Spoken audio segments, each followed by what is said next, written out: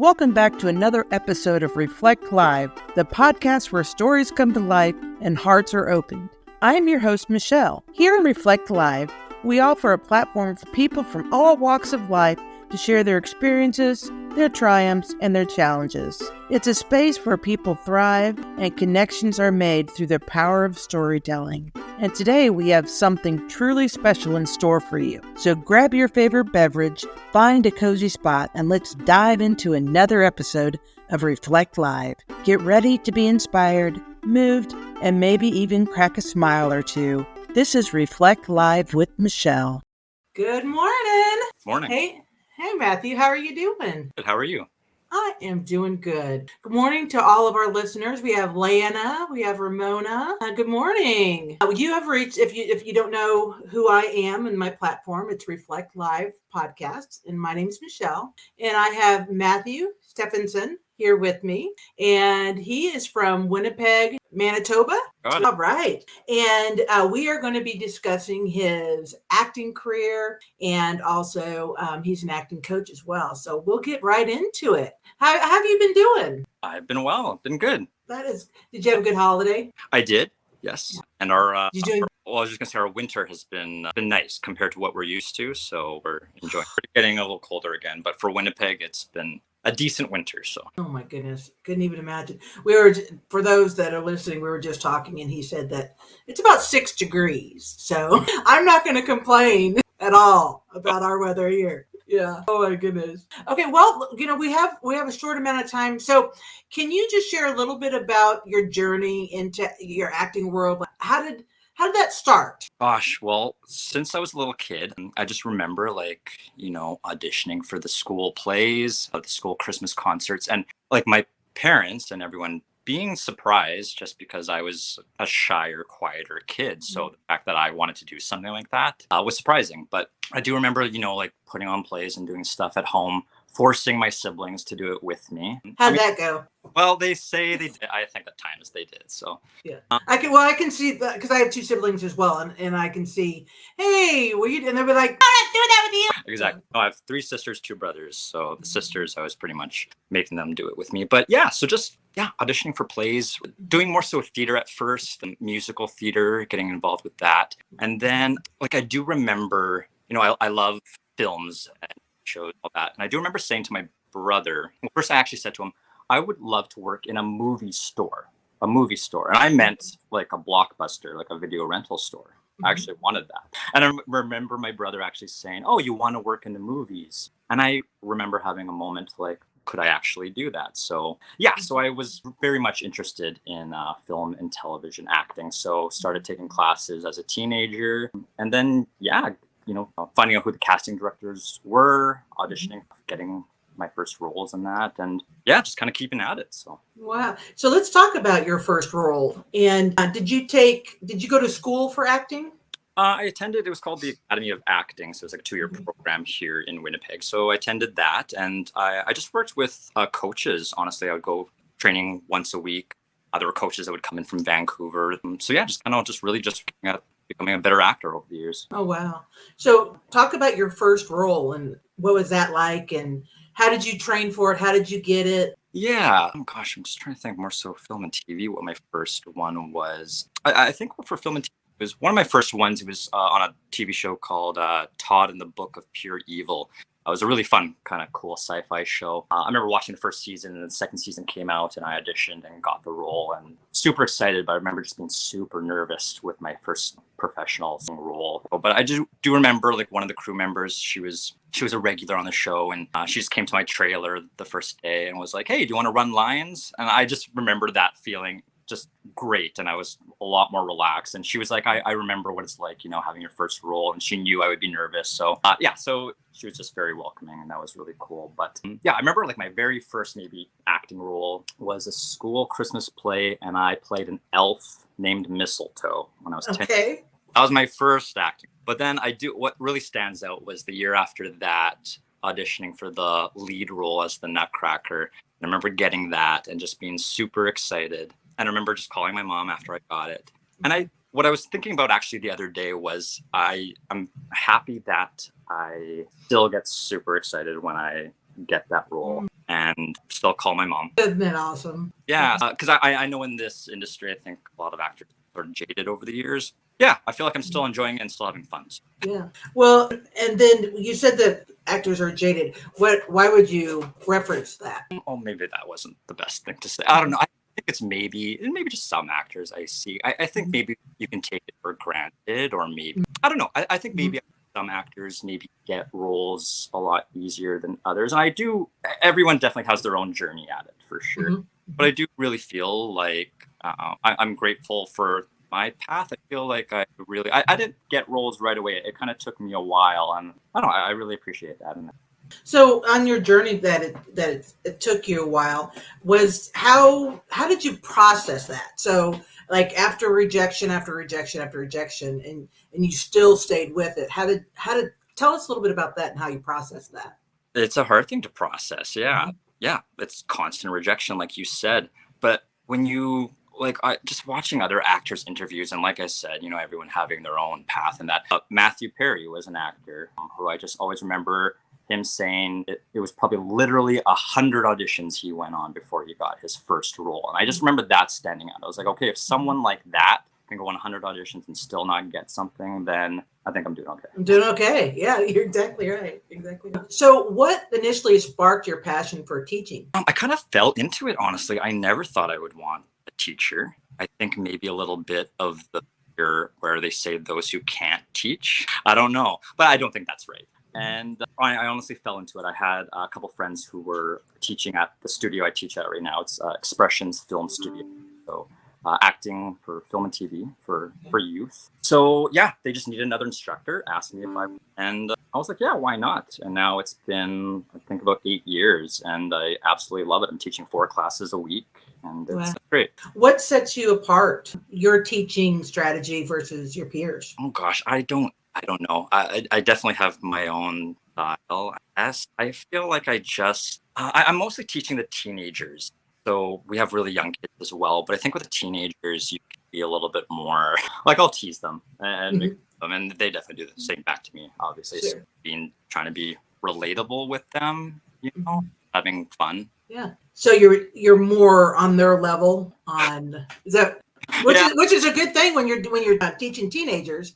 You don't want to be pompous and yeah. I mean, it's definitely difficult because kids are brutally honest at times. So, but I do with teaching the teenagers, because again, with my approach just in general with acting, so coming from theater, because they're teaching for, I remember having a conversation with someone like, okay, so when you're teaching people, are you telling them to practice faces in the mirror? And I'm like, oh wow, is that what you think acting is? And that's fair.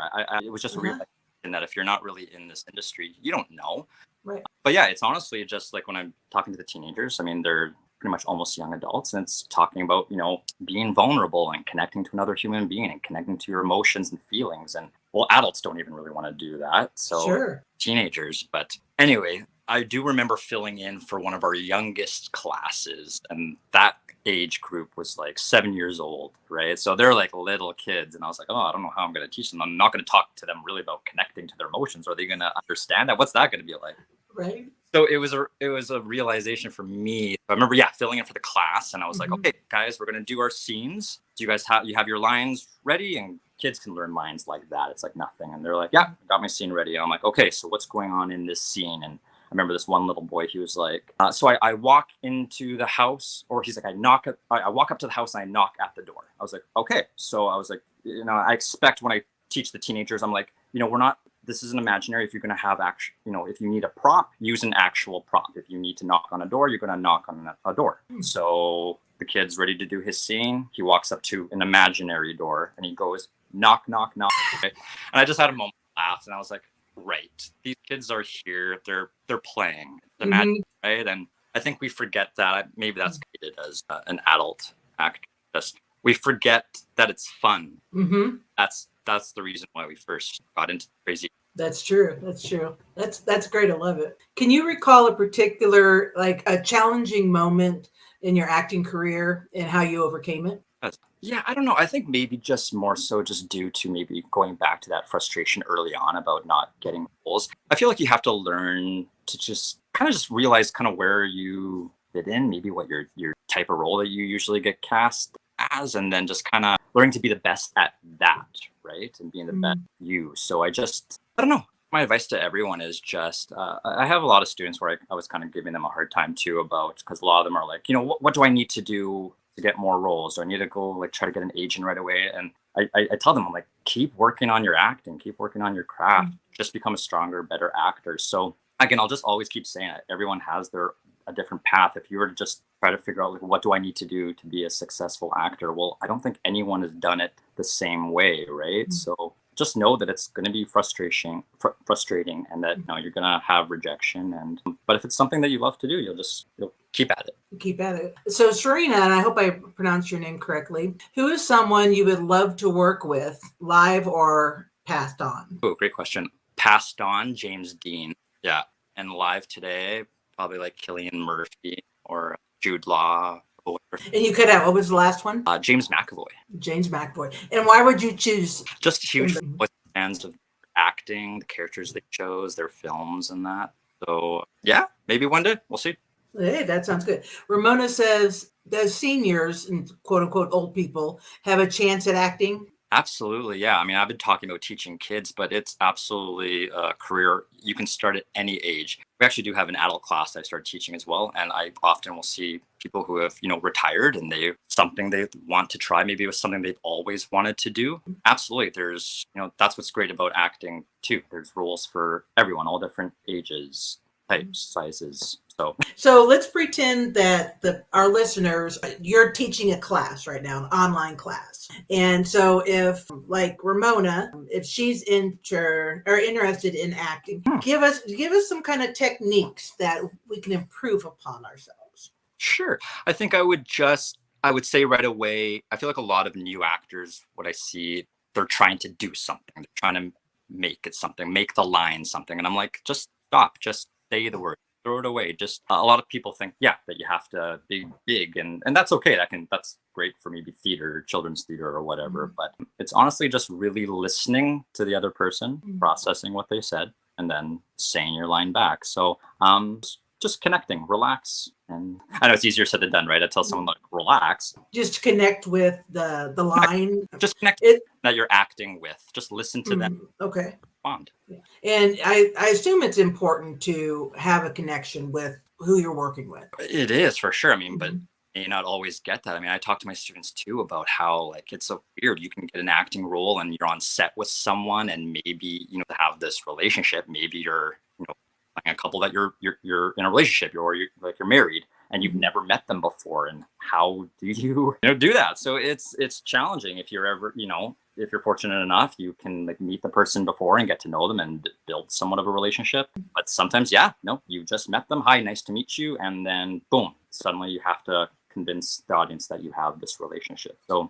I can see where that's challenging. Miss Lana said, would you ever direct or produce? I think one day for sure. I've done a little bit of directing with the kids at the acting studio, because they'll do films. Yeah, I've definitely directed that, and I've enjoyed it for sure. So I think definitely one day I can see myself doing more of that. Nice. Great questions. So we were talking about trends earlier, and how do you stay up to date with the latest trends and in acting? Sorry, I don't know necessarily. So like whether it seems like that there's movie genres that are, I don't know, maybe like Star Wars, right? So that genre we're focusing on that. How do you, if you're wanting to get a role and in a popular movie, how do you shift from this is typically how I act, and then now I have to go over here? Yeah, I mean, definitely. When I'm teaching as well, I tell people watch movies, watch TV shows. I'm always surprised. I do students, they're like, oh no, I don't really watch anything. I was like, how do you not watch anything? This is like that you're interested in. So like watch movies and TV shows, but watch good movie shows where you can watch really good stories, good writing, good acting. And yes, there are different genres. So, and we definitely do that with the students. We'll have like a week where we focus on horror films where they'll get to scream and die and they that, right? Or work on comedy. So I just definitely advise people to watch as much that you can. And then I always say, particularly because here in Winnipeg, they film a lot of Hallmark films. So I always advise people watch those movies, watch what they're like. So you have an idea before you audition. Have you ever been involved in a Hallmark? I did one, super fun, and I got to juggle. I can juggle. It's a random talent that I have. And it was so funny because I remember I learned to juggle part of my theater classes as a teenager. And we did it more so as like a focus concentration exercise. And I always thought, like, why juggling? But I actually learned it and I could do it, which is great. But I was like, I'm never going to use this skill until this audition came up. I got a little role as a juggler. So that was fun. What if people were going to search for that Hallmark movie? What you remember the name of it? Yeah, A Christmas Love Song. Christmas Love Song. For that, it'll probably be out next Christmas. Watch for it. So. Nice. That's awesome. I love that. Can you just being a teacher, there's typically always some kind of student that you like to see grow. And can you give us share a story about a student, one of your favorites, and kind of like where they're at now?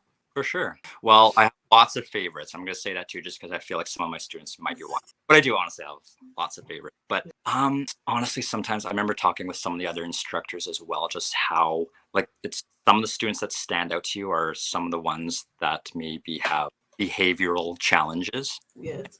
It's funny because I do find a lot of the kids who maybe misbehave or acting up in class are the ones that end up being some of the most talented kids that I see. It's funny how that works. Makes sense. Yeah, I remember again filling in for this class and everyone warned me before. They're like, oh, this kid, you're going to end up kicking him out of class. He's just a lot. And he was, and I was kind of watching him. And then I was getting him to do his scene and he was really good. He was just very grounded and captivating, very in the scene. And at such a young age. And and I said to him after, I said, you know what? You did a very good job. You're a very good actor. And when you this, I think this is something that you could really be good at and you could have a career at. And he really looked at me and was like, wow. And I'm not sure if anyone ever really maybe told that. But that was interesting.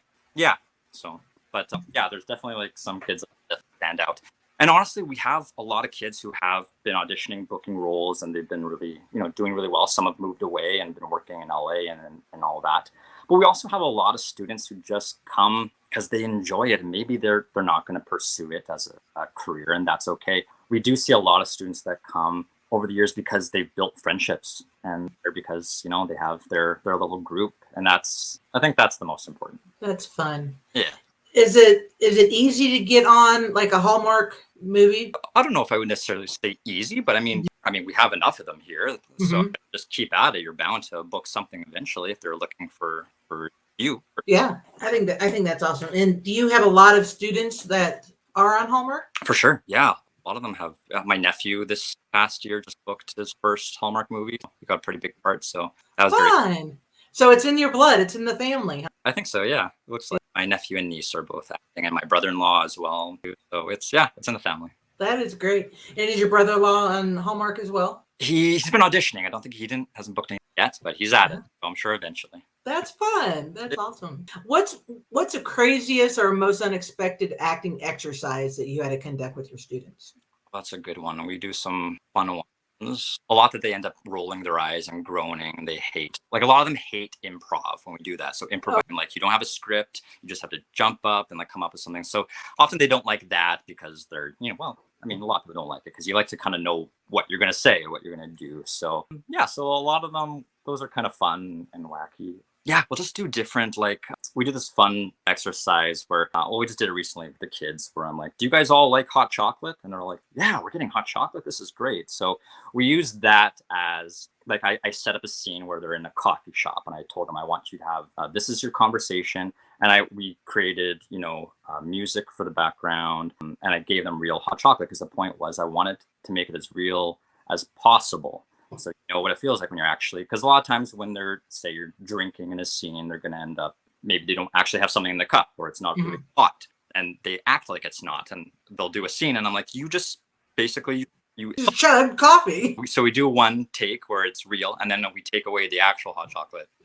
I'm like, hey, now remember just the hot mug and that. So yeah, we do full exercises like that, that's cool. Julian, I hope I pronounced your name correctly. Have you ever met Brad Pitt? I have not. He was here years ago filming a movie. Didn't get to meet him, but probably the most famous person I met was Christopher Walken, which was super exciting. I got to work with him. So he was very nice. But no, not Brad Pitt. Maybe one day. Nice. That's great. Let's see. Is there anything? So we're at 10:23. Is there anything that, like if we have somebody that's wanting to get in the field, what would you like, a crying scene, or, I hear it's difficult to cry. Do you have any techniques on that? Yeah, honestly, I know like a lot of people say, are there any tricks? I've known actors where maybe they've used like an onion to get the tears, but hey, whatever for you.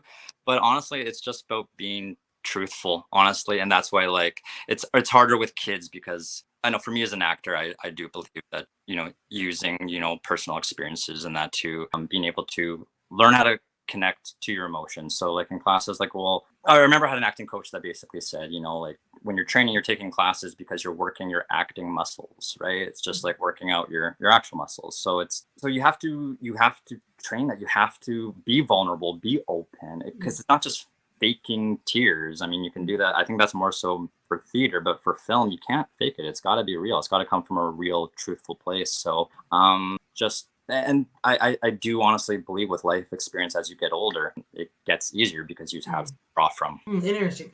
Is it true? Now, they might not do it anymore, but when you have a baby on the scene, that they actually used to pinch the baby to make the baby cry? Heard that. I feel like honestly, like Alfred Hitchcock did some like weird things. Like I heard something where like if he needed a kid to cry, he actually like went up to them and said something like, I'm going to hurt your parents. And I don't know. I haven't actually worked with a lot of babies. I hope that's not what they do. I don't know. It might be from like a long time ago, when there's a lot of stuff that we did that we're not allowed to do anymore. But every time I watch a movie that has a baby crying or something, I'm like, just get pinched or AI cry automated. Oh, it's interesting. I don't know. And then I always wonder if it's actually a real baby, or is it, like in certain scenes, do they use a fake baby? Certain scenes, you can tell for sure that they would use a fake baby when they can get away with it, for sure. Yeah, that's so funny. Ramona says, I love Hallmark movies. I do too. Yeah. So we have a couple minutes left. What I like to end my podcast with is words of wisdom. So it doesn't really have to be about enacting or whatever, but can you leave us with just life wisdom or words of wisdom that you live by? Sure. Yeah. Gosh, I think I'll, just the acting, but I think honestly, if you feel like this is something that you've always wanted to do, absolutely just go for it. Give it a shot. I mean, what do you got to lose? And if it's, if you've been at it for a while and you are frustrated, just know if you want to keep going, I feel like you're meant to do this for a reason. You first had the love for it for a reason. So keep at it. And I feel like your time will come.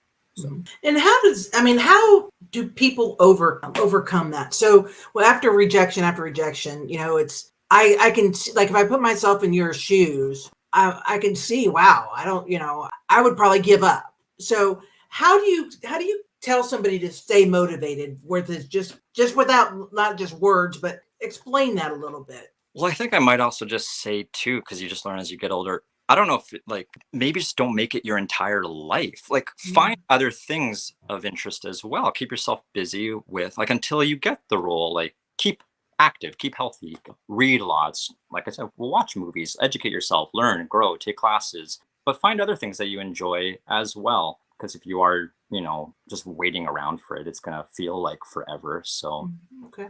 Yeah. That's good. Is there any movies that like your dream role that you want to be on? I feel like I'd like to play a superhero one day. Yes.